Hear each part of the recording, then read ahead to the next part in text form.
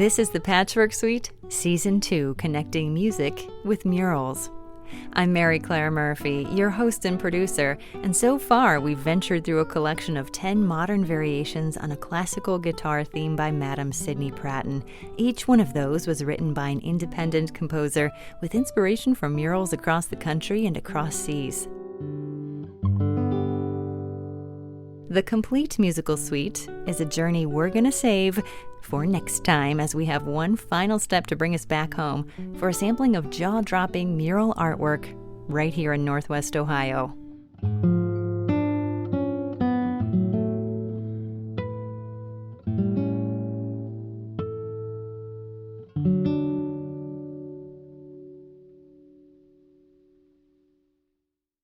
Walking around downtown Bowling Green, you'll stumble upon several freshly beautified alleyways, thanks to a handful of artists who worked with the city to share their creative flair through brand new murals for the enjoyment of all passersby.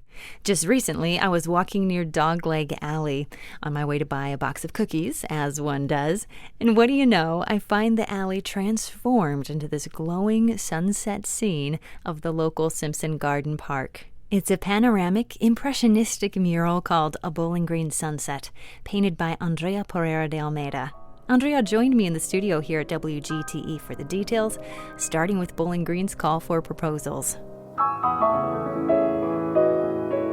So they put out a call for art back in the fall, so I think it was like October, and my mom had sent me, they had put an article in the BG Independent, and so she sent it to me, and I was like, immediately was like, oh, this would be really cool to do. And I was also pregnant at the time, and so I was like going back and forth if this was something I could take on or not. And then just last minute, I'm like, this is really exciting to me. So I just sent in an RFQ. So they had this request for qualifications. And so you sent in a couple pictures of past artwork and resume and stuff. And then they selected 5 artists to create designs for 2 possible murals. And so I created this design from a video that I had taken at Simpson Garden Park a couple of years ago. And I knew I wanted to do a BG scene, and the video was perfect because it was just like this panorama where I could get like a long skinny image from it, and it was just a gorgeous scene too. So everybody submitted a design, and then they had a community vote. You could do it online, and they also had posters up at the Wood County Library so people could go in and vote in person.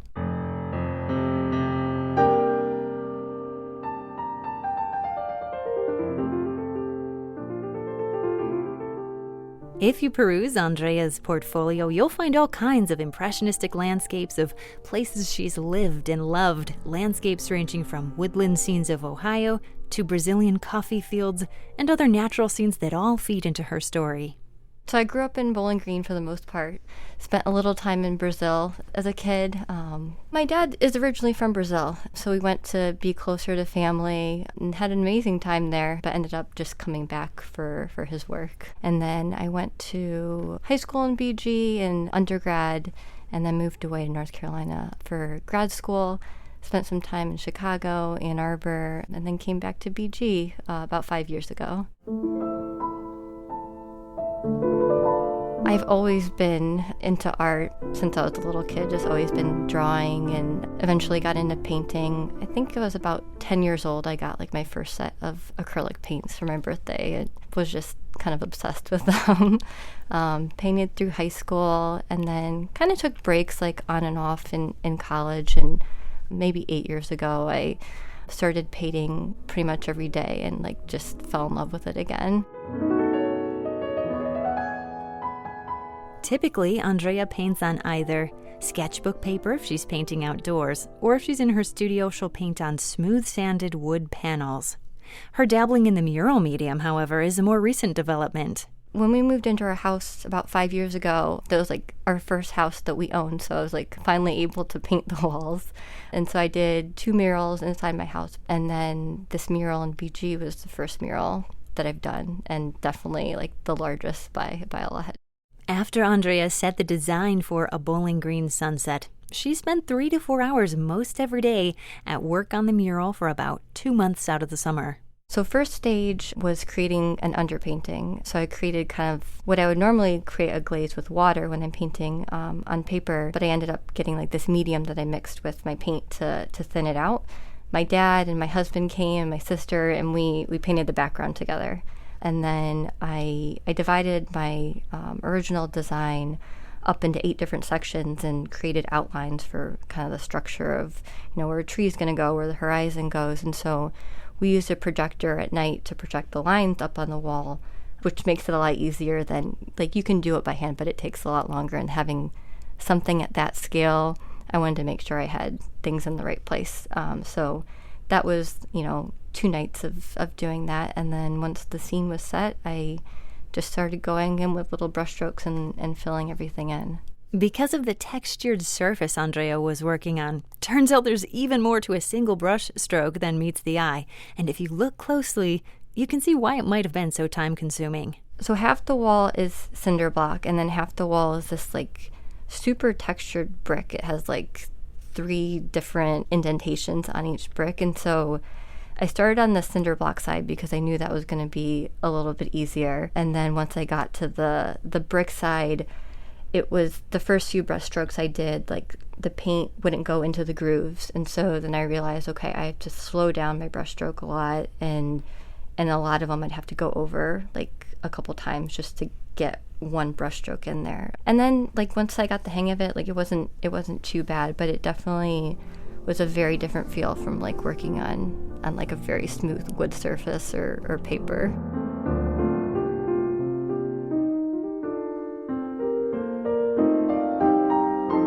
When you're up that close and painting on a wall, like, you can get lost easily to, like, what you're painting because it's such a larger scale. So I did a lot of, walking back, looking at, like, the bigger scene to see how things were working.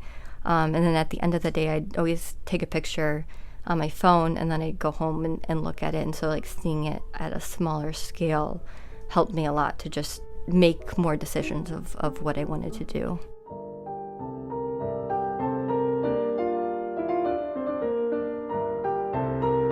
Andrea gravitated towards intensely vibrant acrylics in a bowling green sunset, choosing colors both for aesthetics and functionality.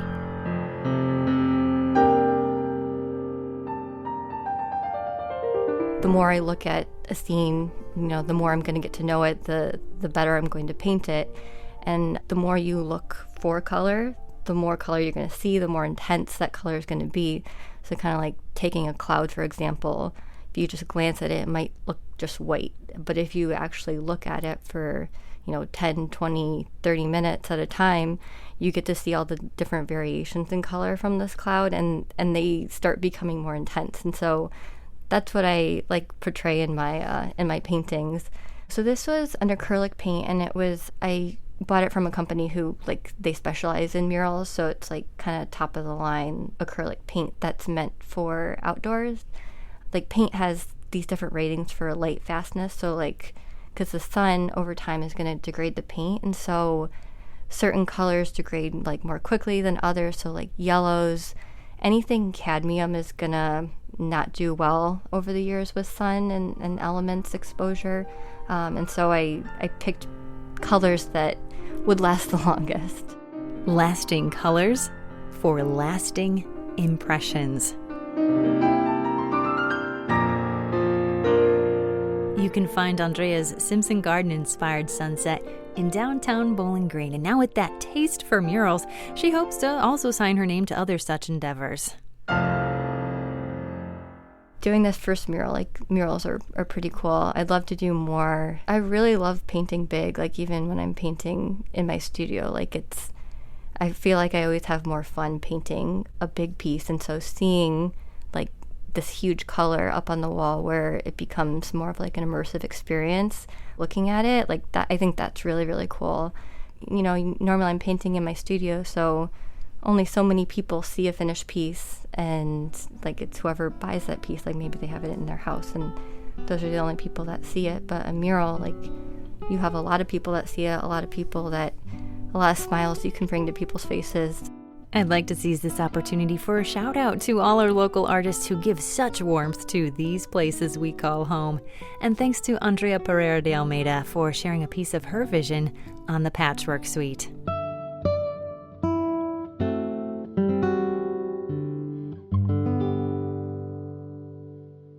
To learn more about the podcast or stream previous episodes on demand, visit WGTE.org or the mobile WGTE app.